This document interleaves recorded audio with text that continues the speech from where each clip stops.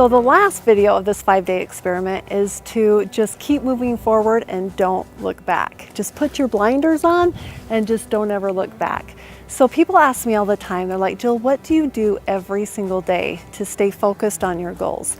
And this is what I do. So it's an acronym called PACE. A good friend taught it to me.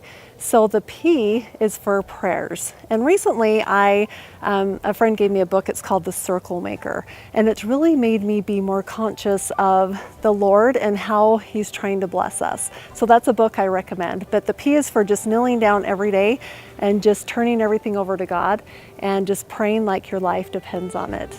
And the A is for affirmations. So I love affirmations. When I was first taught about affirmations, I thought they were hokey pokey. Like my good friend would say, Jill, look in the mirror and say, I love myself, I am thin and beautiful, all these things. I'm like, okay, but I'm not. And she's like, no, but the more that you say these things, the more that it will, resonate to your subconscious mind.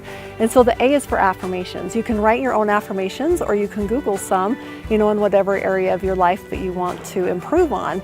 So one of my favorite affirmations is, I am in the light and a powerful light. I stand in my truth and I'm in love with myself. I love that affirmation. I have a whole list of affirmations that I wrote for myself. So the S is for scriptures. Just really digging deep into scriptures or spiritually related books to stay connected to the Lord and to the Word of God. The T is for the 12-step addiction program. I mentioned to you guys that I did do a 12-step addiction program. And so if I dig into those steps every single day and work on a step every week, then I am so connected and it helps pace my life together.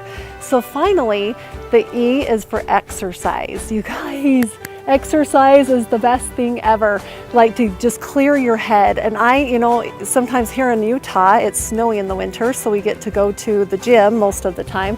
But you can, being out in God's great earth and in nature is the best way to just raise your serotonin level and to just really clear your mind and clear your head.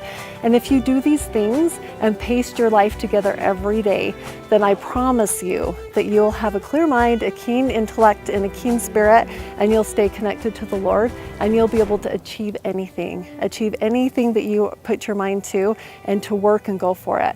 I talked earlier about vision boards, and you can't just put pictures on a vision board and expect that they're going to come to reality if you don't do the work and put the work in.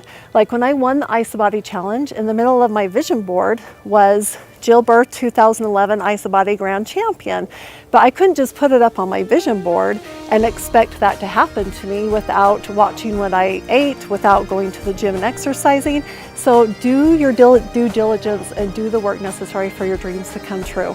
You guys, this has been so fun for me to be able to share these steps with you, things that helped me to move past those barriers, break down those walls. And when I felt like I was coming up to a vertical wall, and instead of having it stop me there and say, oh, I'm stuck, I can't go any further, I climbed right over the top and did what it took to get where I am today. It's just like on a bumpy, like if you go off the highway and how they have the bumps on the side of the road, if you start hitting those bumps and get into a funk, just recorrect your course and get right back on path, and you will have those blinders on and you just never give up and all your dreams will come true. I love you guys. Thanks so much for letting me share these steps with you.